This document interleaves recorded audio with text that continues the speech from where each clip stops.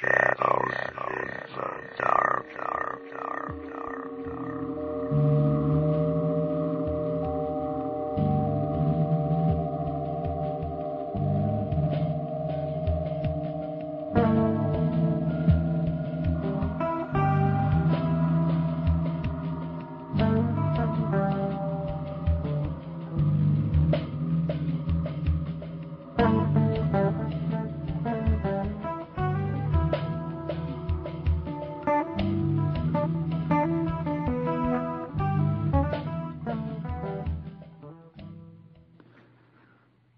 From the beautiful mountains of western North Carolina, just outside the Blue Ridge Parkway, to everyone around the world, good evening, good morning, and good afternoon.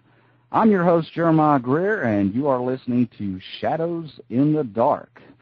Well, tonight we're going to talk about the haunted side of Wilkesboro, North Carolina, a place that has a lot of history in regards to the paranormal and a very famous murder case that happened there as well. We'll talk a little bit about, too. So in just a minute, we're going to be joined by R.G. Absher, who resides around the Wilkesboro area, and he will discuss ghost stories. He conducts a ghost tour there. So in just a second, we'll be back with him. So stay tuned.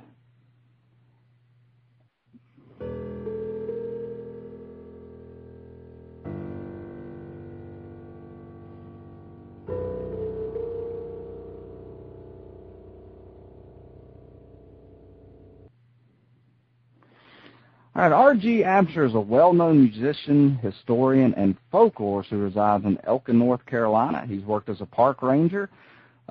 His side activities include ghost stories and legends of the Wilkes County, North Carolina area. This has led him to conduct and do research on the ghost stories there. He began collecting the stories a few years ago, and today he leads Old Wilkes Incorporated in conducting candlelight ghost tours in the downtown Wilkesboro area. R.G., welcome to the show. Thanks, Jeremiah. It's good to be aboard tonight. Well, I'm glad to have you on. I'm glad you could make it. Well, yeah. So Wilkesboro, I mean, it's got a lot of legend to it. Folklore, ghost stories, one of the most famous murder cases that ever happened. So what was really the thing that got you interested in researching out these stories? Well, the way I kind of got into that was that I had been to other sites like Savannah, Georgia, Colonial Williamsburg, Wilmington, North Carolina, where they now have a candlelight ghost tour. It's actually a spinoff from that. I think they call it a pub. They have another kind of tour down there to do a pub crawl. Savannah's got, for instance, several different kinds of ghost tours they do down there. Some of them are more historical based, and some of them are a little bit more entertainment based. But I kind of got into it from that standpoint, and I had the interest in history and well-known stories of Wilkes County history that are pretty intriguing, and so that kind of led me in search of the stories. Now, we kind of mentioned the murder case, just to kind of kick us off there, in which we'll probably be in and out of, this particular case. Could you tell us exactly what I'm talking about? Yeah. In 1866, there was a young lady by the name of Laura Foster who disappeared in late May of 1866, riding out on her father's horse one morning, supposedly to go out and for the purpose of marrying a certain Thomas C. Doolin, actually pronounced Dooley, as in the song Hang Down Your Head, Tom Dooley, and the infamous song that became a national song back in 1958 by the Kingston Trio, was written out of this story. But it took place here. And Laura Foster disappeared and was found a few weeks later in a shallow grave with a stab wound to her heart. And one of the likely suspects, Tom Dooley, fled to Tennessee and later was apprehended by authorities and returned to the Wilkes County Jail, which is in downtown Wilkesboro and is the site of the ghost tours, and was incarcerated that summer of 1866 while awaiting trial. Now, I grew up in the Kings Creek area, so I'm real familiar with the story, which is kind of, Kings Creek, Ferguson, Boomer, all that's kind of where it all took place.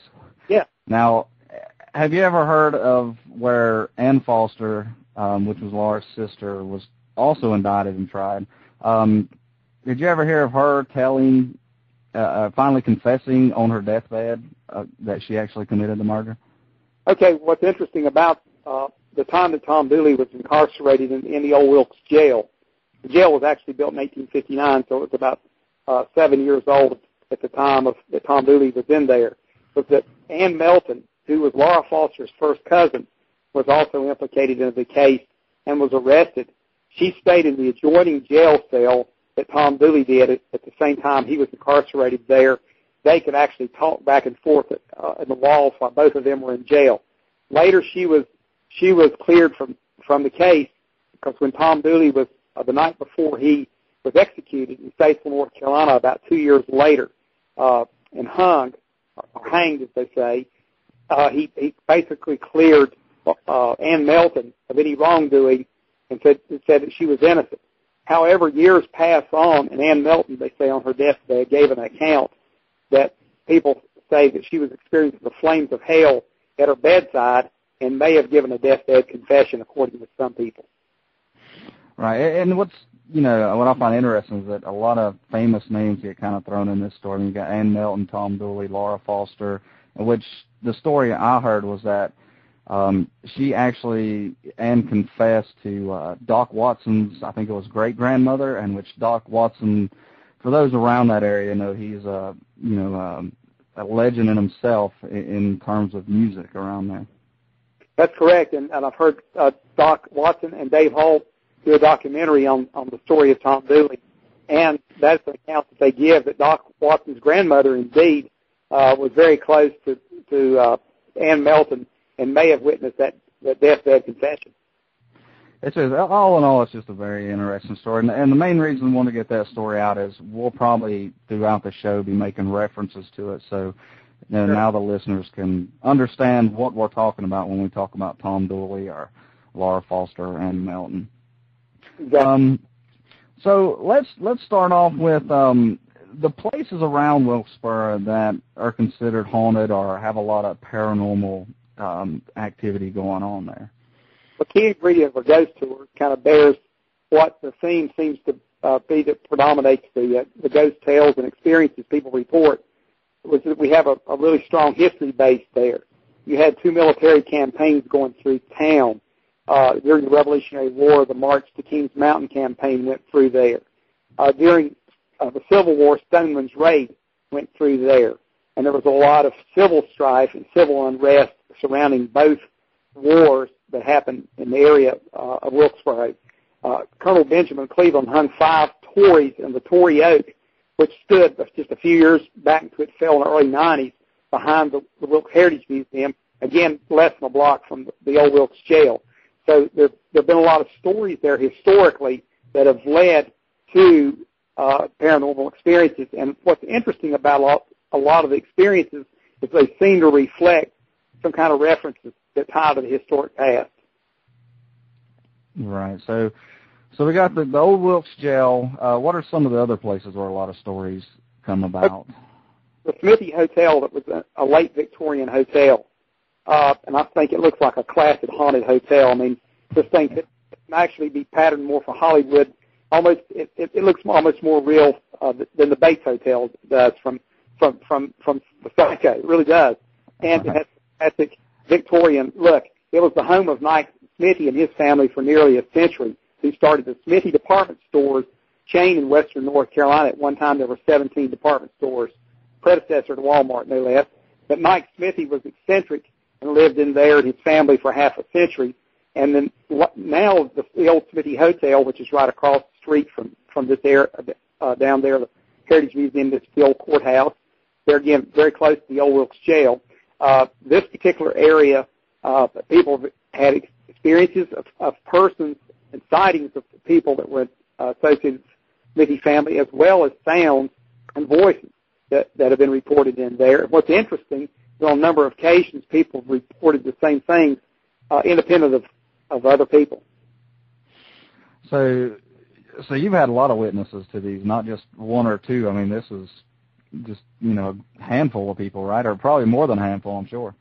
Yeah, part of the enjoyment that I've had is I go out and interview these people and listen to them recount the stories firsthand, first person, and I record them. I started doing this in about 2002, and I did it for about 2 to 3 years. And I said, "Oh my goodness, I've got enough stories to do a tour," and they just kept snowballing. Now all of a sudden, I got enough stories to do several volumes. I think it kept snowballing. Well, so what would you say would be the percentage of people in Wilkesboro that kind of believe in the paranormal activities going on there?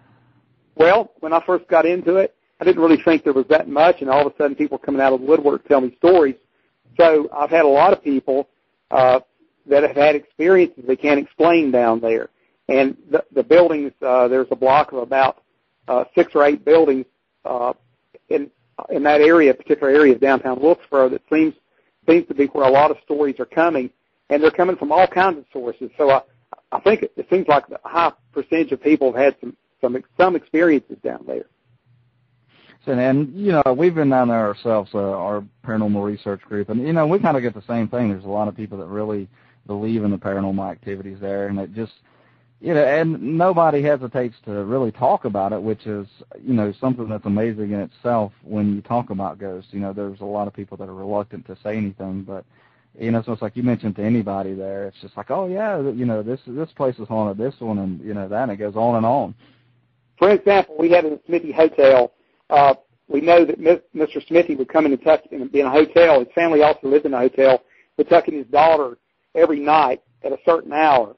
And one night we had a group dining in this particular part of the Torrey Oak restaurant, in that particular room where his 2 daughters stayed. And they asked the waiter a few minutes, were kind of stupefied. They said, "Who's a strange man dressed in the clothes of the 1930s that came by to lock up for the night with a set of keys?" And he stands at the threshold of the door working keys as if on a lock, set of skeleton keys, and then just disappeared. And they were kind of horrified that they saw an experience like that. And come to find out, Mr. Smithy would make those rounds every night to check on his 2 daughters in the hotel. It's part of his normal preoccupation.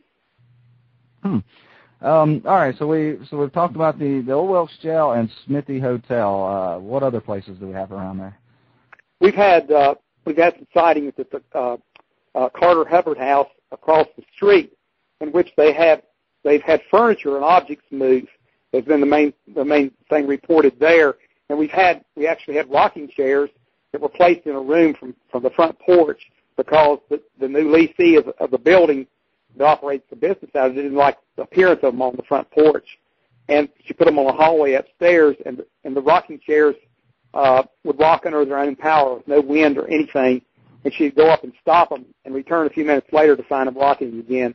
So the rocking chairs, consequently, are now back on the front porch of this place. All right, so we have any other ones besides those? Yes, we have a very bizarre experience happened in a little building called English Cottage.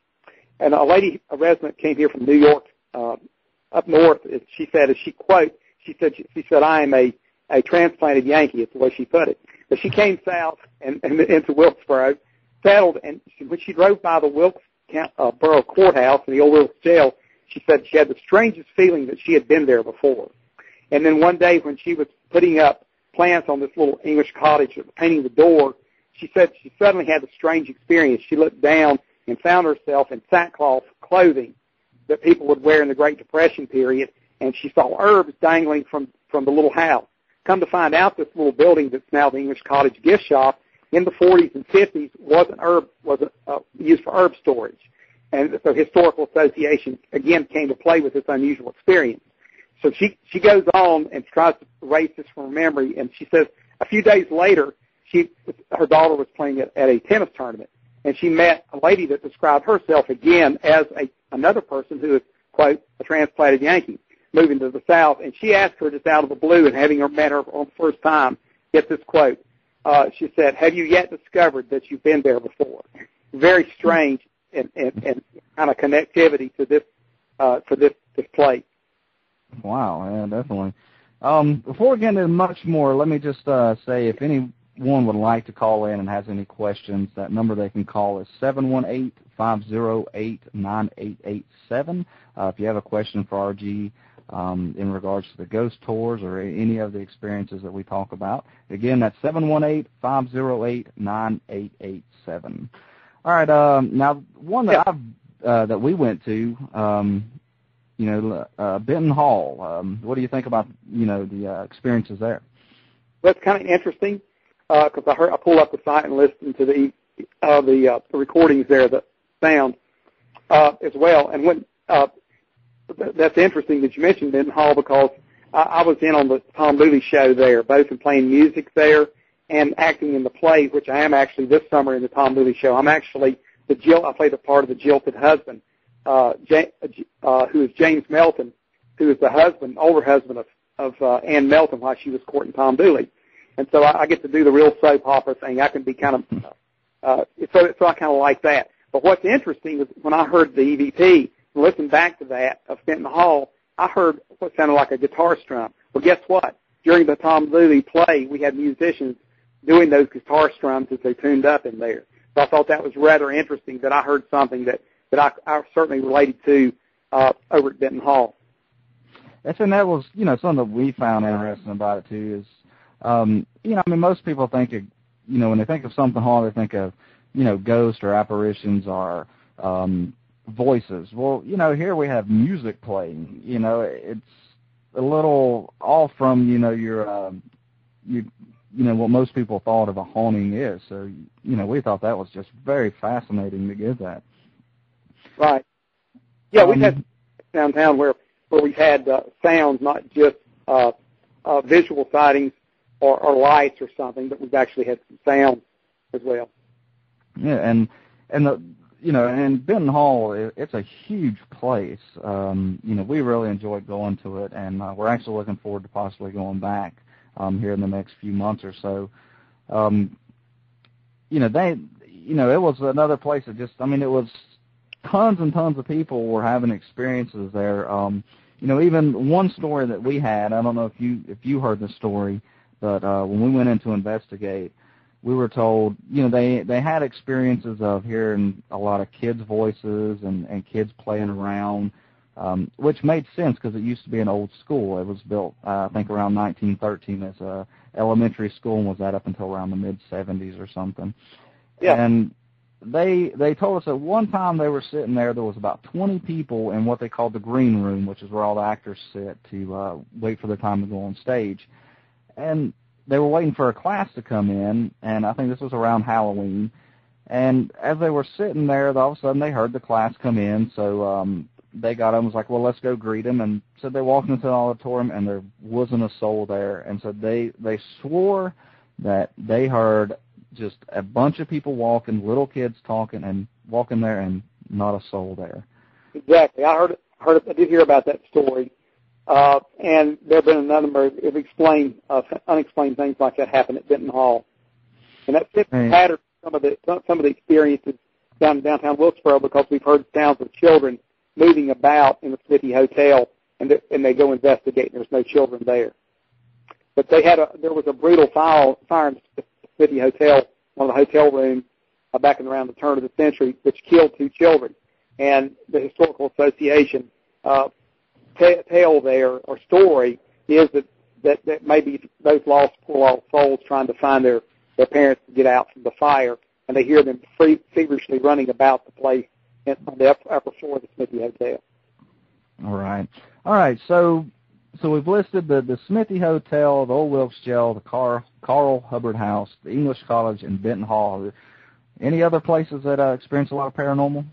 Yes, the paranormal activity at the law office, which is across the street from the hotel and next door to the Smithy Hotel, in which they've had bottles on displays that have been moved around the building while the tenant is away, and come back to find that somebody has placed them, and there's not been anybody there to place objects.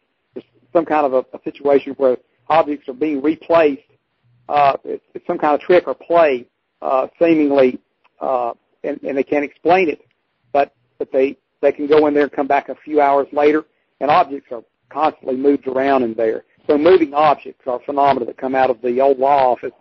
And we've also had the reports of the sweeping lady that people see in downtown Wilkesboro that seems to be dressed in attire at a time at the turn of the century, you recall historically people did not one time did not mow their grass; they would sweep their lawn. So it's very characteristic that somebody would be raking or sweeping a lawn dressed in the attire from that period. Wow, that's interesting. All right, so the law office, anything after that? Sounds like we'd probably go all night, couldn't we? Yeah, that's the trick. Yeah, I guess I use some discretion here because there's so many stories that have come in downtown Wilkesboro. But those are the major buildings where the activity has been noticed. All right. Well, now let's get a little bit into the Old Wilkes jail because I talked about when our group got to do an investigation on the Benton Hall. Well, actually, the first place we ever done in Wilkesboro was the Old Wilkes jail, and we came down and I think we stayed around 3 or 4 hours to investigate and see if we could document any of the experiences there. First off, the night. What did you think about the night we were there? I mean, did you have any? I know quite a few of y'all stayed with us. What was your take on exactly that night? Well, it was kind of interesting that night. We thought something actually happened leading up to it. We thought we had everything covered for the heat to be on go that night, and we knew that we were ready to go. And for some reason, the heat wasn't on that night, so it seemed almost like something was acting, and it was a simple thing that was switch or whatever on first the next week, had it back up and running. But it seems like this is something had planned for us to, as you recall, it was a very cold night that night because the heat wasn't working in the building. So we thought that was a little strange. Yeah, it was very cold too. So I think it was colder inside than it was outside, to be honest. Exactly, yeah. But go ahead. But we were there, and I think when I was amazed when I came back later and heard the voices and the sounds that are on there, and I think they related in many ways to events that could have happened in the jail there. Now, our take on the place was definitely, it was a very interesting place to go. It's not really a very big building. I mean, I guess what you would expect out of an old jail. I think it was built 1856 or so, wasn't it? Yes. Okay. So, it was really a neat setup. You had the jail on one side and you had where the jailer stayed on the other side. Of course, we mentioned that Tom Dooley was incarcerated there. So, it's always fun to go and get to, investigate places that have a lot of history, and not only just has that history, but it means a lot to that area. I will say this. I had an experience in there a few months before you guys came and did the investigation. Back last summer of 2006, a reporter came in there who was from Images of Wilkes magazine, doing a photo shoot in the story of the ghost tours. And he asked me the question when we were up in the cell where Tom Dooley was incarcerated. He asked this. He said, how did they bring Tom Dooley in when they arrested him and incarcerated him in jail? I said, well, the old accounts indicate that Tom Dooley was arraigned downstairs on a desk that's now in the World Heritage Museum. Then they brought him upstairs in shackles and chains. The minute I had finished that sentence, me and the reporter heard a sound directly in front of us, between us, that passed through our feet. It sounded exactly like somebody dragging a log chain with a steel ball across the floor. And we were in complete shock and amazement at what we had just experienced in there. And that I experienced firsthand, along with a reporter who was there covering the story, which is pretty amazing. Now, and that was something we found amazing about this place, is it wasn't just, one or two reported, experiences. I mean, you gave me a list. It was just amazing. I mean, we looked at this list like, wow, I mean, surely we're going to get something here. Yeah. So, go ahead. Yeah, so, I mean, can you tell us what, some of those were, some of the experiences that were going on there? And then after we get done with that, we'll actually play. We've got the 3 EVPs we picked up there, so we'll play them and get your take on them. Okay.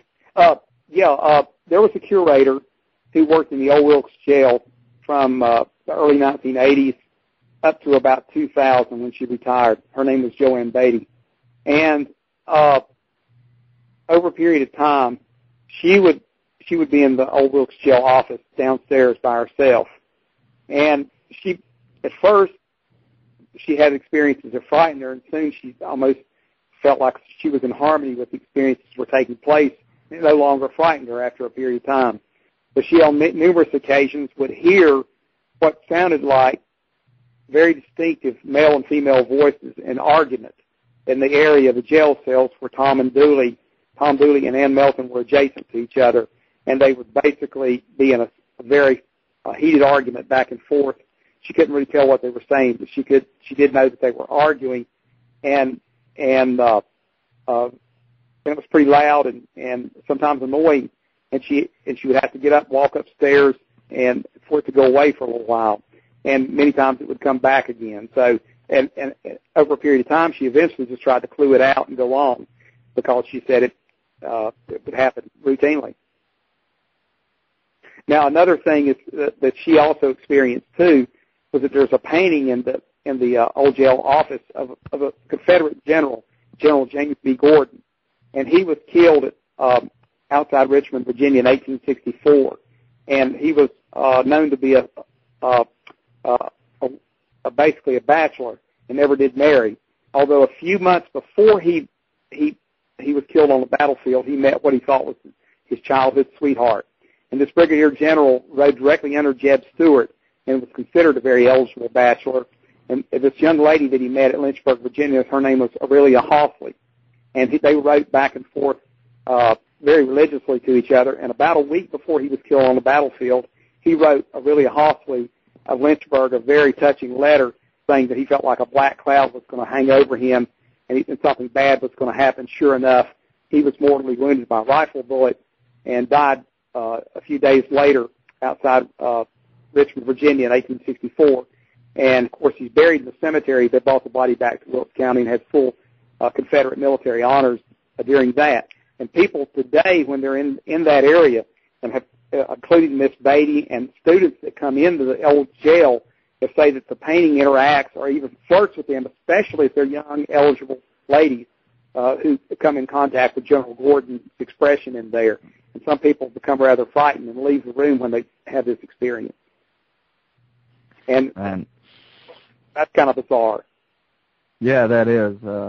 We had to even went as far as set a camera on, I think, for about an hour that night. We unfortunately didn't get anything. I guess we didn't really have any eligible women with us. All right, well, let's play some of these EVPs here that we picked up there, and we'll play them in the order in which we pretty much got them, and get your take on them, and we'll kind of talk about what we talked about, what we thought they were. So here's the first one here, and I'm not going to say what it is to start off with. We'll listen to it, and then we'll go from there. Okay.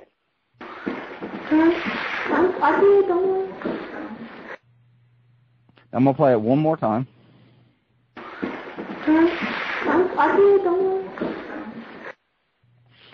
All right, now this one was actually picked up almost right at the start of the investigation that we conducted there. Me and my wife, Shannon, we had went up into the jailer's side, up to the top floor. So, I mean, there was a female around, but, you can definitely tell it wasn't her voice, because on the master, you can actually hear her voice kind of mixed in with it. So what do you think about that one? Okay, in the jailer's quarters upstairs, there was time to time throughout history of the jail, ever since it was built in 1859, there have been families in there, so there would certainly have been females in there. Also across the way and around the corner is the jail cell, just directly across the hall. From there is the jail, also upstairs as well, is the jail cell that Ann Melton stayed in, as well as other female inmates. So it could either have been an inmate or it could have been the sounds of a jailer's family who lived in those quarters as well. But I think it's interesting, and it almost sounds like they make a reference in that statement. It's where the door or something about, I could almost hear in that passage some reference to the door. And that's what we get from a lot of people that have heard it. And, the way we go about this, is when we play it for somebody, we don't tell them what we think, so that way they can kind of give their own take on it. And almost unanimously, we get something about a door. And, you can't really hear the first part, but we get, that they think it's a little girl saying, where's the door? I can't find the door. Something about a door, Exactly, and the pattern of the reported experiences of Van Melton and Tom Dooley is that passage is a violent nature and somewhat frightening. The people that have experienced that, and not more like, it sounds like she's kind of inquisitive in this particular EVP. Like I said, maybe looking for a door, a passageway, or something like that, making reference to the door. It sounds more like routine or preoccupation than it would an argument. Right. All right. Now, the second one I'm going to play can maybe even give a little bit connection to the first one we played. So let's listen to it first, and then we'll kind of talk about it. I'm going to play it 2 times for everybody.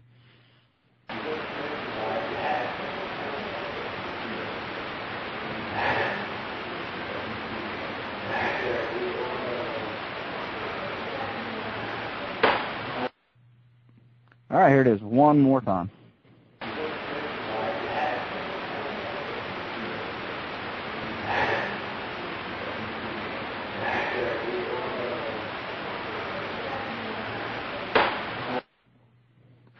All right, now that one, now like I said, we picked up 3 there. We found that one just to be just amazing to pick up, considering the circumstances. And what it was, we had placed a digital recorder in Ann Melton's cell. Now, this was also right at the beginning of the investigation. We almost pretty much figured it to be almost the exact same time as the little girl voice. And there was nobody in this room. You can hear 2 of our investigators on the room beside, which was Tom Dooley's cell, and you can hear them through the wall, but I very seriously doubt you could hear them breathing that hard through those walls. Though they were thin walls, I mean, that sounds very close to the recorder. So what do you think about that one? Well, I think this one is a male voice, and one is angst, in our boredom, our despair, or impatience at his situation of being in jail, whether it's Tom Dooley or another inmate. It almost seems to me that I can hear some emotion in those sighs there, in those breaths, almost showing some angst. Would you agree with that? Yeah, that's kind of really mentioned that. I definitely hear, like you say, some angst in there, just a little bit of kind of down and out. I'm gelled up. This kind of sucks kind of attitude, but I mean, it was just amazing to get that. I mean, we even verified with our cameras to make sure that somebody didn't walk in there. And, our first thought when we first heard it was, well, maybe somebody had walked in there and, like we mentioned before, it was a very cold night. You put your hands up and give a few blows on them to kind of warm them up. And we thought, well, maybe that's what it was. When we played the camera, and, this took place, I think, about 8 minutes after we left the digital recorder in there. And nobody walked in that room for 15 minutes past that point. So there was not a soul in there.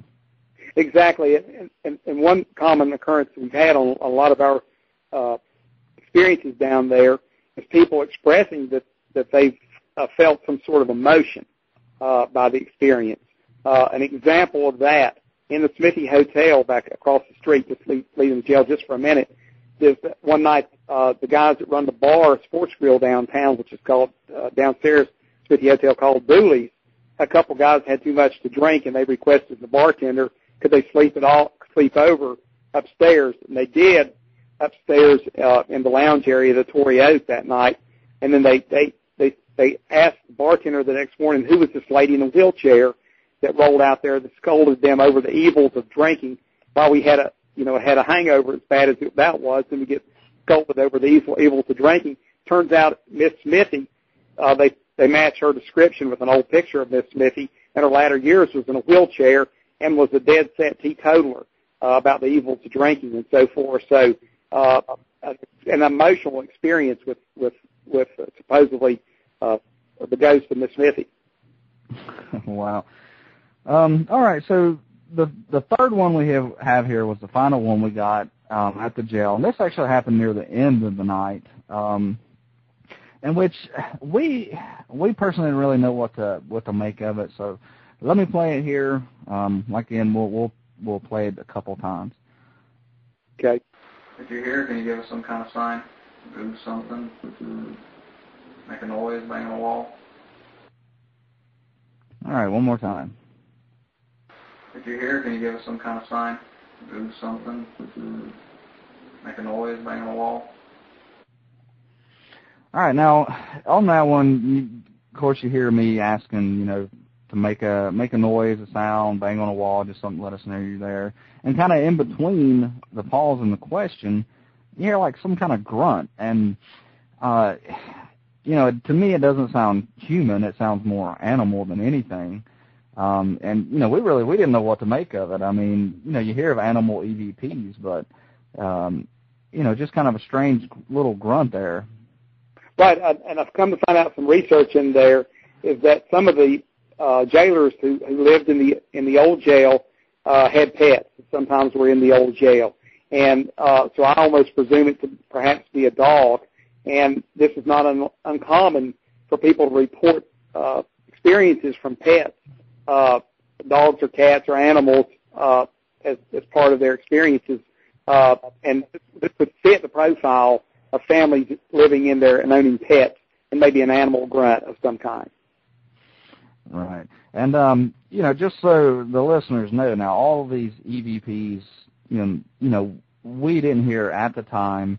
Once we played back our recordings, that's when we heard these, which that's what gives, that strangeness to the EVP or that paranormal aspect of the fact of not hearing it and then hearing it later on. And it's anybody's guess really what an EVP is a soul, impression of energy that's just kind of stuck in that area. But, all three of them definitely were very interesting. They were different. And kind of going back to the girl voice and the breathing EVP, yeah. I know we had mentioned to you that, they happened at the same, we figured to be approximately the same time. And, we were kind of speculating and throwing little theories out there because it's about all you can do in this kind of research is, maybe the girl was, somehow frightened or trying to get away from whatever was causing the breathing. And, she's talking about trying to find a door to get away. Would you kind of see that as well? Yeah, and I think if you think about anybody who is incarcerated or, in a situation where you can't get out, looking for a way out would be something that would be part of their preoccupation experience while they're in there.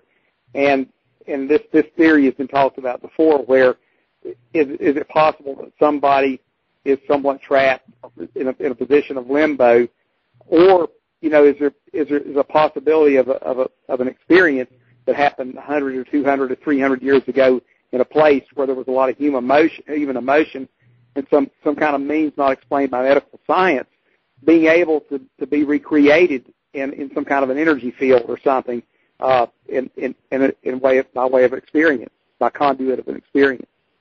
Well, and not even, not just the emotion of, the inmates of, being jailed, and, you got the emotion of just, gloom and probably anger and pain, but, you got to think, of the children of the jailers that also stay in those places. That had to be frightening. I couldn't imagine being 8, 9, 10 years old and living right beside, convicted felons, and, they're not going to be respectful.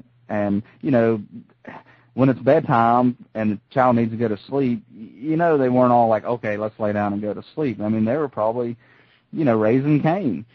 Exactly. There was a criminal by the name of also Doc Watson and Dave Holt, some of those musicians talked about earlier, had done some songs about Otto Wood. Otto Wood was an infamous criminal of the gangster period who had the dubious reputation of breaking out of more American jails and prisons than any other American in recorded history. However, he did not break out of the old Wilkes jail because he was incarcerated there at age 13 for stealing a bicycle. And but here's another case of an infamous criminal, and people who are undergoing trial and have done misdeeds and created infractions of the law are in a very many times when they're in there at an emotionally charged state, and it's a perfect environment in which tales do erupt. Now, it's not unlike stories that emerged from the Tower of London in London because so many people were beheaded there, and because there were people executed at the Tory Oak just a few feet away from the old Wilkes jail. So you've got situations where drama, civil unrest, loss of life, all those ingredients may be factors in some of these experiences. Yeah, I mean, you gotta, definitely think there's a lot of emotion running through that place in different ways. Like I say, the children, the jailers, and all that. So, it's gotta play some kind of factor in it. All right, yeah. So let's talk about the ghost tour a little bit on exactly, where y'all go, what you do, a little rundown of, what happens and the times it'll take place. Sure. We're actually tomorrow night. It's the first night in downtown Wilkesboro. They start at 7:00, and we'll run them on the hour till we're finished tomorrow night. The first night, of course, the charge for the ghost tours is, we think, very reasonable because it's supplemented by Old Wilkes Incorporated, and we want people to get interested in their historical, their heritage as well. But with the cost on the ghost tours is very reasonable, $3 a person. Yeah, definitely. May 12th is the first one. We're doing, I'll just recap the schedule real quick for the summer. We're doing them on June 9th, which is the day of the Wilkes Heritage Festival.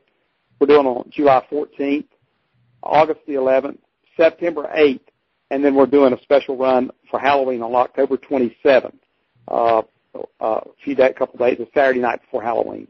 And that'll be the last one for the season. Also, groups can call and make an appointment at the following telephone number. Folks out there have their pen ready. I'll give you the phone number here in Wilkesboro. If you're ready, it's 336-667-3171. Again, that's 336-667-3171. So if you have a group that's interested in doing a tour, it can be done by special appointment. All right. What are how many places do y'all visit, and what are the places? We like to and think that our tours are fairly unique, in that we get to go in some buildings. And many times I've been on tours in other places and cities where you didn't actually get to enter any buildings. They'll actually get to go in the Smithy Hotel. They'll get to go in the 18th century home of Robert Cleveland, in which the paranormal experience occurred in there. They'll get to go in the Smithy Hotel, which is perhaps the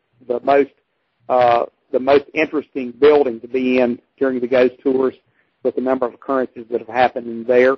They'll get to go by a number of other buildings, including the English Cottage, the old law office, Johnson Hubbard House that I mentioned previously, and we end up at the Wilkesboro Cemetery that has graves in it all the way back to the 18th century, including slave graves and Revolutionary War and Civil War veterans that are buried back there. Very interesting cemetery, and it has that classic look that you would expect from a scary-looking, haunted-looking cemetery. Now, besides the one story that you told us with the reporter, when you've tucked these tours out, have y'all had any experiences where anybody, actually got to experience some kind of paranormal activity while on the tour? Yeah, sometimes people report strange smells that seem almost antiquish to them. I don't know a better way to put it than that. Nostalgically historic. My wife and I had experience like that in downtown Wilmington when we were touring an area and we smelled tobacco smoke in which nobody was smoking any pipe tobacco or the smell of tobacco hanging in a warehouse when there was no tobacco warehouses on the tour in the vicinity of some of the buildings in downtown Wilmington on a tour. And so I've had people report likewise on our ghost tours occasional smells. We have a place where many times we can experience a cold spot on the tour. And at the turn of the century, this particular location where the cold spot happened, it's where a young lady was an overturned buggy in a fatal accident, and she did not recover at this particular location. Her body was laid in this spot. And on some nights there, when you walk through the zone, you can feel the temperature noticeably cooler in this one location. And we've had people experience that on the tour. Wow, I haven't had a chance to do the tour myself, and I'd definitely love to sometime. I mean, with all the history and paranormal that goes on there, it definitely sounds like it'd be well worth $3. I mean, I don't think you could beat that anywhere else. Yeah, and it's because Old Wilkes is able to subsidize that amount and hold it down so people can afford it. I think the first night we did ghost tours back in '05 when I launched them, we had almost 400 people show up for the first night. So it was impressive. And we do with ours, we do candlelight lanterns. We carry candle lanterns, and we're dressed in either 18th century clothing or period dress of the Civil War. Oh, wow. Now, how long does the tour last? It's about an hour and 20 minutes. Okay, that's not bad. All right. Go ahead. Yeah, and some tours I've been on, some that are more whimsical. I mean, they're fun and that kind of thing, but we do try to incorporate the history in ours. So the folks have a little bit something to go along with the legends and stories and experiences that they have there. They can take back a little of the historical appreciation as well. Well, I definitely agree with stuff like that. I mean, if you do paranormal research, if you don't know the history on the place, then you're not fully researching that place out. I mean, knowing the history can definitely give a lot of answers to questions in regards to paranormal experiences and activities going on. So that's definitely an added thing to it. We kind of told the story of Tom Dooley. What is Tom Dooley's role in the paranormal in Wilkesboro? I mean, he's a huge, everybody knows the story of Tom Dooley in that area. I would be safe to say if you don't know the story of Tom Dooley and you live in that area, then you haven't been living there long.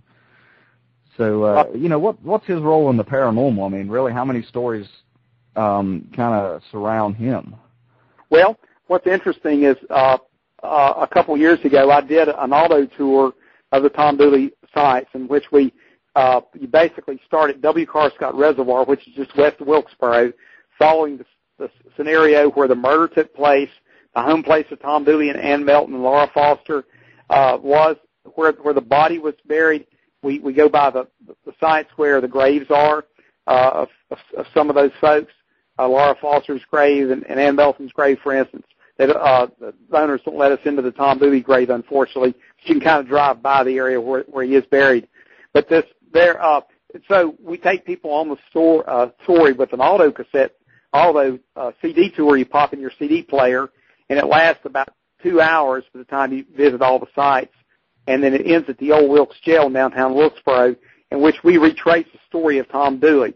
Now, after we launched this particular thing, we've had people go out and take the tours and sometimes say that they've had kind of strange feelings and strange experiences by going and visit these sites. So we've had reports of that.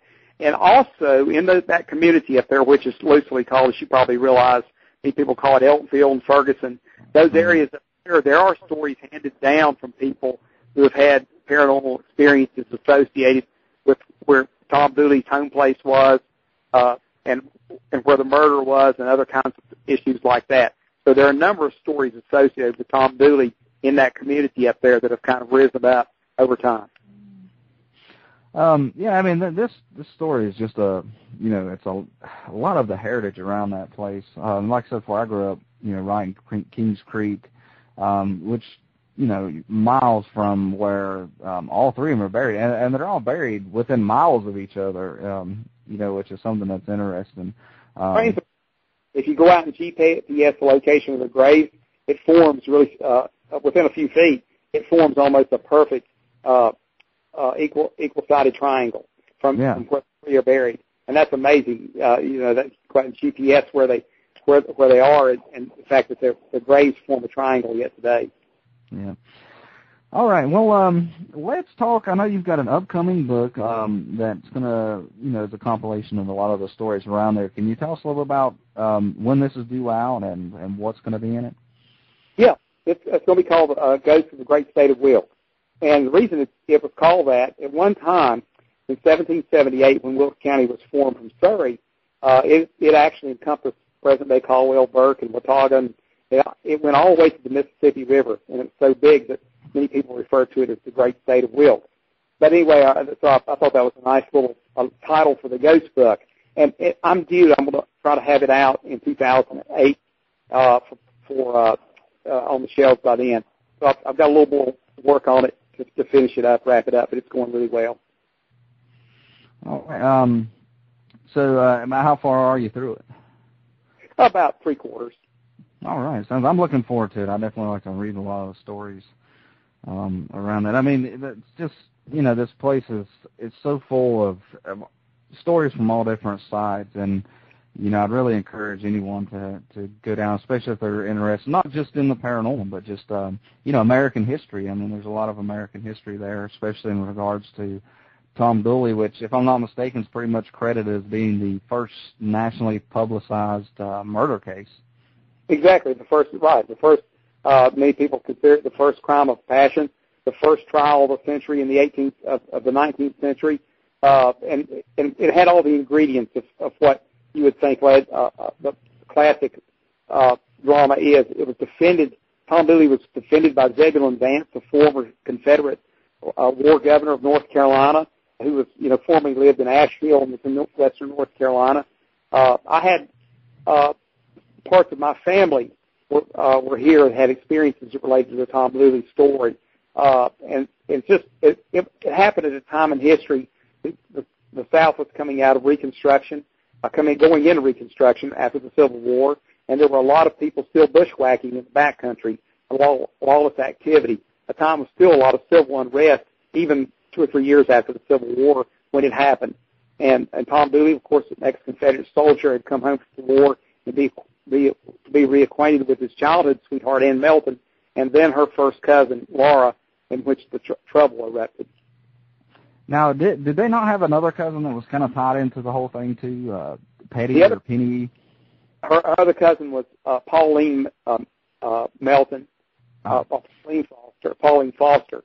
And she was called, in the play written by Karen Reynolds, it's pronounced Pearline. Give it a little bit more of a mountain dialect sound in there. She was considered to be the antagonist, the person that probably aided and abetted in some of the theories, the murder theories. As the night before the disappearance of Laura Foster, there was a party held by Pearline Foster, Ann Melton's mother, Lottie Foster, that had a possible reputation, too, for doing her husband away with a possible poisoning episode that she was later cleared of a few years before this. And this party of popcorn and moonshine was held the night before, supposedly a going-away party for Tom Dooley. And the murder was actually committed only about 250 yards from the site where they were the previous night at a party at Lottie Foster's house, along with Ann Melton, Laura Foster, and Lottie Foster, and Ann Melton's mother, and Pearline Foster.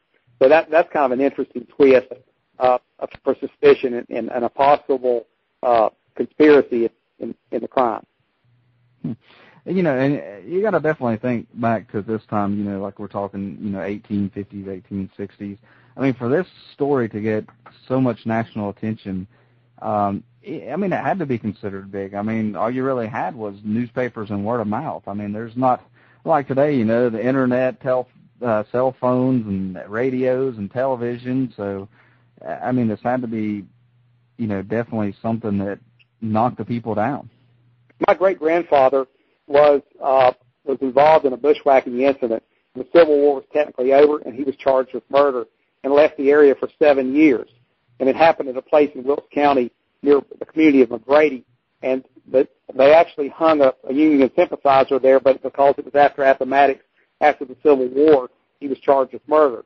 And this was supposedly somebody who had reported on them when Stoneman's raid came through just a few months earlier and told the General Stoneman's army members where the whereabouts of some of the home guard were. And they went back for retribution and hung this guy whose name was Harrison Tinsley. They hung him, and then my great-grandfather left the area. And so about a year after this occurrence happened, maybe a little bit less than a year, Tom Dooley apparently tried the same thing and tried to escape to Tennessee and wait out 7 years. Due to statute of limitations, could have been like my great-grandfather, who returned to the area after 7 years and lived out a ripe old age. the family tradition is held that Tom Dooley patterned this escape into his strategy to leave the area, and unfortunately he was called up with by Colonel James A. Grayson and the posse from Wilkes County and returned to the Wilkes County Jail.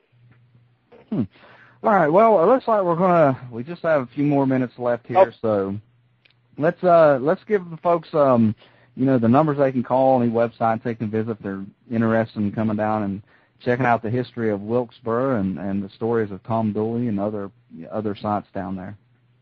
Yes. The WilkesHeritageMuseum.com will take you to the site for the Wilkes Heritage Museum, and also the information about the ghost tours is on there, and about our museum and heritage programs and that kind of thing, and the contact information to find out more, the telephone numbers, the hours of operation, etc. All right. Now, just so we get out there, I know you're a musician as well. Is there a website folks can visit to hear your music as well? I mean, especially around these areas, music plays a big part in everybody's life. Right, I do, and I'm involved in Merle Fest down here, actually since it started back in 1988, and been a part of that. But my site is rgabsher.net, www.rgabsher.net. So, and I guess you've done takes on the "Hang Down Your Head" Tom Dooley song, right? We have. In fact, we have a Tom Dooley CD for sale there at the Heritage Museum. I don't think it's actually posted on my website, but you can actually get it from the Heritage Museum, or contact me, and I'll be glad to you can order a copy from me if you'd like. And so we have the Tom Dooley. We also have the Tom Dooley Auto Tour series available at W. Carscott Dam and Reservoir, and that telephone number is area code 336-921-3390, Monday through Friday, 8 to 4 o'clock. All right. Well, RG, I really appreciate you coming on the show. I hope the folks, take the time to go down and check out Wilkesboro. I mean, like we said, there's a lot of heritage, a lot of stories down there, definitely in regards to the paranormal. Exactly. We had the down there, the big Wilkes County, had Daniel Boone, had Tom Dooley. It's the area where NASCAR was signed into a national sport right there, and that stories of Junior Johnson and moonshining. So it had a lot of storylines that made great adventure stories, and also those interested in the paranormal. It appears that there's a strong connection there. Definitely. All right, Margie. Well, thanks for coming on the show, and hopefully we'll have you back on sometime. Thanks a whole lot, and hope everybody enjoyed the show. And feel free to ask us any questions. All right. Well, have a good day. Thanks, Jeremiah. You're welcome. All right, that was R.G. Absher about the haunted site of Wilkesboro, North Carolina. Really a great place to visit. Our group's been down there multiple times, and we enjoy every time. We have plans to go back and visit a lot of these sites, so if you can get the time yourself to go down there, you definitely should. So I want to thank R.G. for coming on the show. I'd also like to thank everyone who tuned in here on blogtalkradio.com. If you missed it during the show, his websites are R.G. Absher, that's RGABSHER.net. You can also go to the WilkesHeritageMuseum.com. Check out those schedules for the ghost tours and the prices. I mean, $3. You can't beat that for a ghost tour. Well, I hope everyone enjoyed our show, and I hope you'll join us next week where we're going to have spirit medium Angelique Ross on, where we're going to talk about what it's like to talk to the other side. So be ready for that show. Write down our call-in number because we will be taking calls as well. That's 718-508-9887. And if you'd like to visit some of our sites, that's EasternParanormalInvestigators.com. That's all one word. You can also visit our Shadows in the Dark part of the site. That's EasternParanormalInvestigators.com/shadowsinthedark.html. We're on MySpace at myspace.com, Shadows in the Dark Radio. That's myspace.com/Shadows in the Dark Radio. And here on Blog Talk, blogtalkradio.com/Shadows in the Dark. Our music was provided and composed by Shane Greer. If you need help with your music for your show, you can reach him at paris6875@yahoo.com. So I want to thank everybody for joining us, and always be watchful. There's shadows in the dark. Shadows in the dark.